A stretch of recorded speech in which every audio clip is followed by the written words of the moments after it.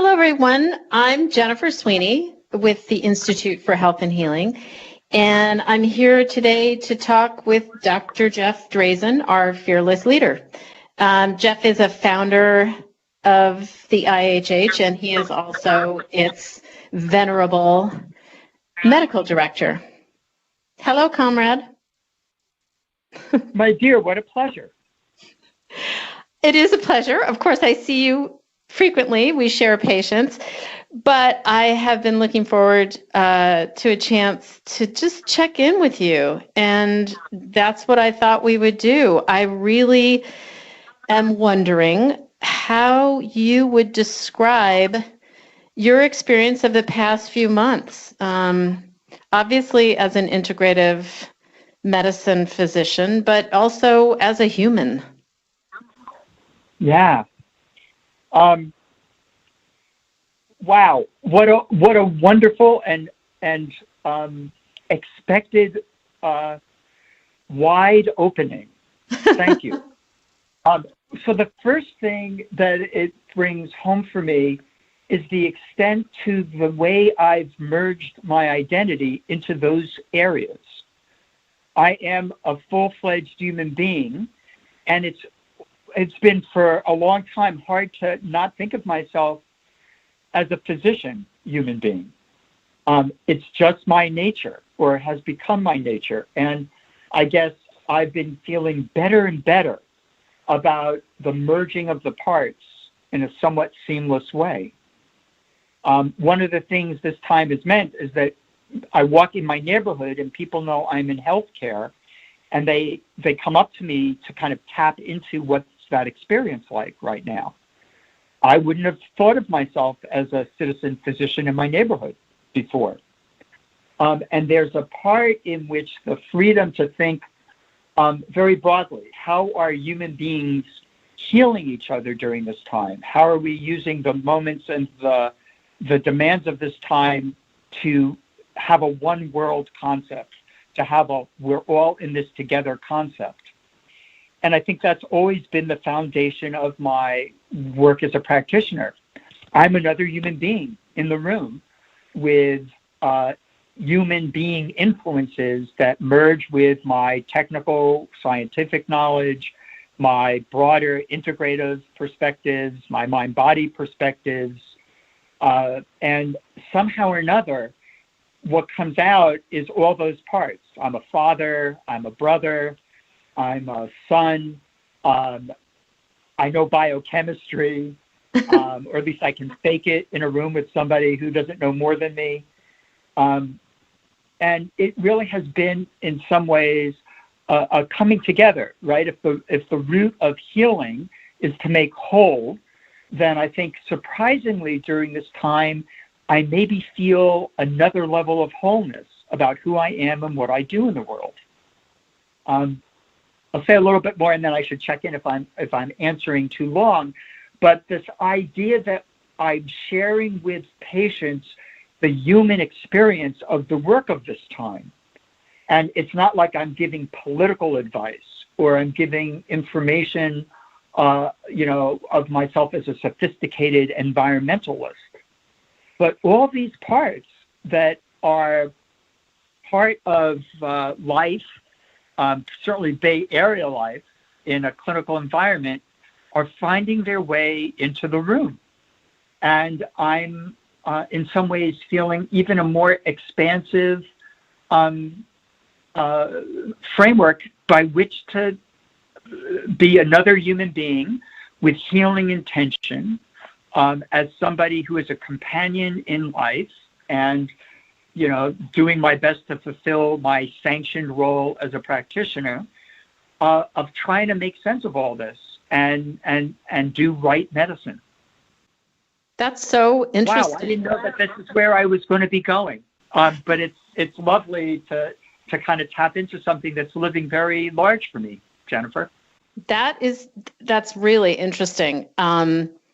It flicks at our larger purpose and our approach as integrative medicine practitioners.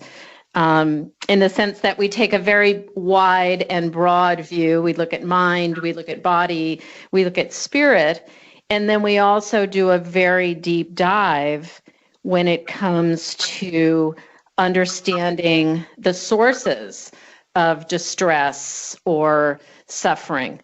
And it sounds like you're sort of expanding those muscles. Yeah, I mean, you and I were in a meeting together on Monday, and there was a moment in that meeting that is, so if I'm doing this work at the Institute for 19 years and 4 months now, and a question comes up, what do we do? Who do we send a patient to who's asking a question, who there works with Epstein-Barr virus infections? And I have 10 minutes around the table and on the WebEx meeting with our team to begin to think about the range of integrative medicine. I have to say it was a highlight 10 minutes for me in a clinical meeting.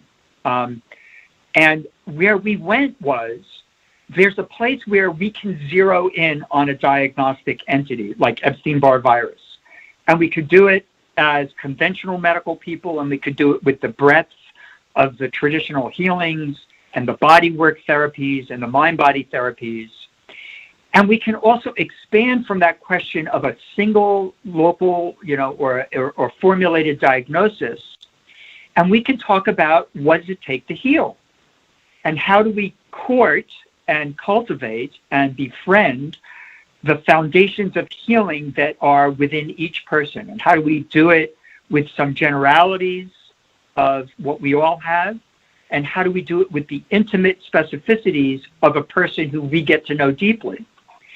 And that the question of how do we do this, or who does this, can be like, well, everybody can do some parts of it.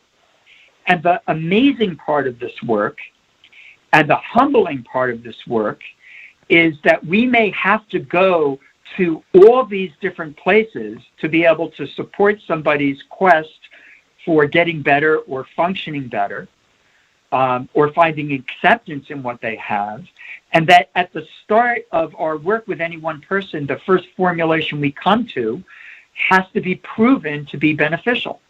And if not, then we're thinking about what else we as an individual practitioner may offer, or where we may have to turn to our colleagues to try other ways in, and not get lost in the idea that whether it's addressing a part or it's addressing the whole, we're always having to be on our feet in an act of discovery, or as you say, and it's in my head, your voice, I'm practicing the art of curiosity. I'm practicing the art of inquiry and of individualized science with each person that we meet. And so not only am I stimulated in really cultivating a lifelong quest to kind of refine this, but I'm also appreciating that I'm doing it with people that I learned from, that I love, that that are my brothers and sisters in holding this together. And I'm pinching myself at my good fortune, and I'm living in all these elements. It's 10 minutes of a deep blessing moment of being, of finding myself in exactly where I need to be in the world during the coronavirus and during the, environmental crisis and the challenge of democracy. It's all a 10-minute snapshot of it's quite a beautiful thing to behold and be part of. I find your capacity for expanding your feelings of camaraderie and joy and understanding really interesting. I mean, it is both something I know that is just true to your temperament and your being, but I'm also finding it fascinating that it's happening in the context of the pandemic. And I'm wondering, I know that you've talked about this before, about the opportunity in calamity, that we don't always recognize as practitioners or as patients. And I'm wondering how that works into your work with patients, many of whom I know are feeling very dispirited at the moment. Yeah. It was one of the great early awakenings of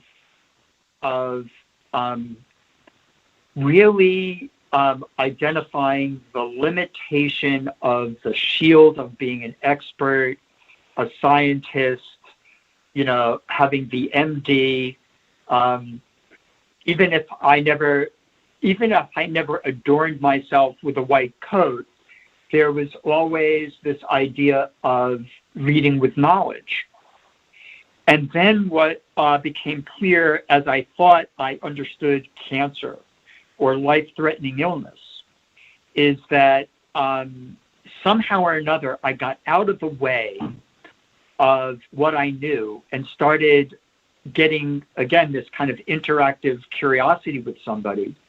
And it was just there to learn from their experience, right? It's the question of, what am I here to do? How much longer do I have? And I can't put off the question of the big questions of life. Now that I'm challenged to see a distant future, I'm not wasting a moment. And this is the generosity in which patients open themselves up in what for us has been the language of, so what's an integrative intake? How do we not prioritize a clinical history that's not the unfolding of a human consciousness as they can describe it to us? And it was just there. And it was just really remarkable to feel something that opened up and stirred deeply within me. To just, it happened, right? It was something that just tapped into, let's say, my nature, or how I had been raised in a family in which thoughts and feelings live together, and the context of our family ancestry and history, and the context of the 1960s was at the dinner table, and everything kind of flowed, and patient care was a chance to have a family meal. I guess that's what I'm understanding as I'm kind of amazed to kind of have this opportunity with you to kind of rethink it out loud. That the idea of the calamity or the opportunity is really the language of the wholeness of experience revealing itself, and not denying the human issues that get raised in health and age and injury as a separate task, but that it's merged into all the clinical work, because it's also true that a stunning amount of the time, as you begin to address symptoms or the underlying conditions with people by their preference, by their intensity, all of a sudden there's a space to let these other things out. So it's not that it's the first play for most people. It's just that if we do it all and are really teasing out with people, where do we go together with this, that they'll lead us to what it's time for, and it'll just open up as they know how to open it for themselves. So there's a sense that even a pandemic is permission? Yeah, the pandemic becomes the common affliction that makes us all wonder how much time we have and how to use it well. And the pandemic teaches us that the rules are soft rules. We'll do video visits, or we'll sell alcohol that you can take out, because public health and the financial realities of businesses are different. And that we'll give up parking meters to have outdoor dining. All the rules that we thought were the hard and fast rules made sense in a context, and now we get to say the rules don't make sense, and in our experience together, right, at the IHH as clinicians, we've been having this idea of, well, maybe we use the idea of a wellness program to do things to a higher value for this time. And that in patient care, the conversation of how's COVID treating you, or what's rising up in your experience and how it's mingling with your experience of health and consciousness, is a common conversation. And so I'm much more geared to having expanded my idea of the opportunity of calamity, which is a reminder of wholeness and the integration of all pieces of our lives as being integrative medicine. So if you're led to, it's a place to express your politics or a deeper commitment to the environment. You know, we had that red sky, dark day, and it never hit me that I would doubt about, will I see the sun tomorrow?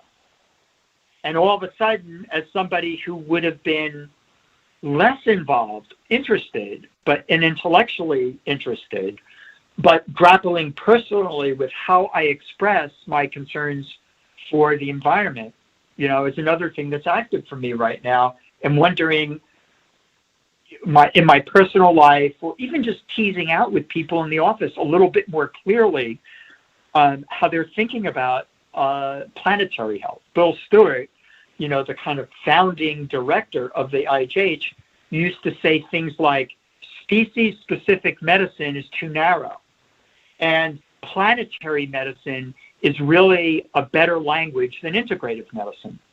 And I think after 20 years of having had him say that for the first time, I started to understand it now on a very deeper level. It also seems to, as you talk about that, it makes it triggers in my mind a thought about resilience and sustainability. And I think that a lot of us, as you point out, are recognizing the need to build some resilience and sustainability, not just in our relationship with the environment, but also from a health point of view, as part of our own way of being. I don't feel like a lot of us have needed to build resilience or recognize the necessity of it because we haven't been in a situation that's uncertain and lasting a long time. And suddenly that need for resilience and what we do to build it suddenly feels very important. Are you noticing that with yourself or with your patients or with your colleagues? Yeah, well, my dear, you are my resilience mentor. And you've brought forward to me, and I have to say, it is also one of my regular daily meditations right now. And it feels like, again, in the way the integrative model, in sharing conversations with each other and we rub off on each other or we're in each other's heads, it feels like the exploration of personal models of resilience is particularly important right now, because I've never identified a time in which, and I came of practice in the early days of the discovery of HIV, the days in which 1979 at NYU, the first cases were reported and there wasn't a name for it for a year. It was a mysterious gay illness and people died ugly and fast. And the beginning of my practice was we didn't even want to make diagnoses because of the social consequences and nothing to affirm people. And that was the first, language in collective practice of resilience. And what's refined for me now, and what again is variable, how do we take that concept of resilience, break it down into the individual expression of it? And what leads me to that thought is awareness that very few people can understand or feel their resilience as a reflection of the weight of this time, and the idea that we come naturally to the idea that we feel our resilience as a moment of a certain kind of strength, the not breaking strength, or the bringing, the kind of movement back, the springing back. And the absence of springing back lets people, holding the weight of it, feeling like it hasn't yet clicked for them about what advance they're making. That's the place where people aren't seeing resilience. And what I've been tracking for myself, and what I've been tracking in my listening to people, is the idea that the not breaking from everything we've been under is actually a proxy measure of resilience that's there if we look deeper and we begin to understand how we're getting through right now. And that this idea of feeling resistance or the advance of our resilience, that's maybe premature. But the first phase of it is to recognize that we haven't broken, that the strain feels like it might do that at any moment, and that we're needing, all the different keys and tools to refining our experience of resilience, which led me to my own personal, as a Chinese medicine elemental thinker. Resilience lives in that world of the metal element, where the clear concept of not breaking and bending forth is what we think of resilience. But I've been thinking more not only about that kind of very pure elemental quality, but the other qualities of underlying resilience, which we would say are loaned from the water element, which is this quality of buoyancy, and the earth element, which is this quality of kind of groundedness. And if we put those three things together, at least my formulation, and I'm kind of thinking out loud and saying a bit about something that I've been working with, because I've been doing an elemental background acupuncture for people working earth, metal, and water forces for people, is that's the concept of kind of an adaptive building resilience kind of tonic that I'm thinking about. That if we see the ways that we can restore buoyancy or seek buoyancy, and if we can find the ways in which we're somewhat grounded or allowing ourselves a stable base, and then we're thinking about the classic resilience, which in a metallurgic sense is a property of metal. But what it really is a kind of a structural capacity that we have to distill our learning at the levels that we need it. It's actually not only a physical property of a resilient body, but it's a mind that's able to take the experience and say, under the duress of this time and the challenges I'm under, I can call forth on resources I need to survive and get through it, and to start to think about how I build from here. That felt really long-winded, but it was very stimulating for me. So forgive me, kind of being able to play with it a little bit. I love it. It also brought to mind something that you reminded me of not long ago, with respect to talking about our own ability to understand our resilience and our capacity for it, was something so simple, but I thought it was so helpful, which was you talking about the value of looking backwards and understanding the degree to which we have, or one has, drawn on huge amounts of resilience and personal strength and relationship to get through all kinds of challenges that we, I guess, forget about when they're over. But I feel like that was an important thing to understand as a patient or person who's trying to build resilience, is to understand that, well, you're working with the foundation. There's something there to start with. There's a tradition in healthcare, and no matter what you've been trained in, at some level, we all start, quote unquote, with a problem list. What's wrong? And there's a logic to that. But I worked with somebody in my very first year in medicine. I'm an intern on a medical service, and my third-year resident is going with me to do my intake interviews for patients. And he demonstrates something for me, so this is 1982, that is vibrant. I can close my eyes and think of the first time I saw him do this, and it's kind of fundamentally changed my life, which is he never had an encounter with somebody that he didn't identify the solution list. That every problem list was connected to what are the resources that you identify as present within the external circumstances of your life, and are the things to build as part of our treatment. That's as integrative medicine a model as I could think of. It's as much true to the traditions of Ayurveda and Chinese medicine, in which we understand patterns of disturbance that are also part of our nature and our strengths. And hidden within these stories are the unfolding solutions and the foundations of health.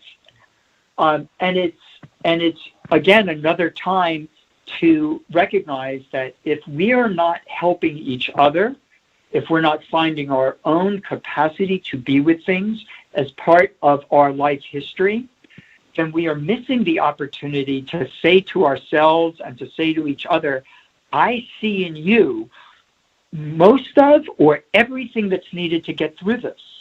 And we can refine it and we can grow it, but there's nothing you don't have.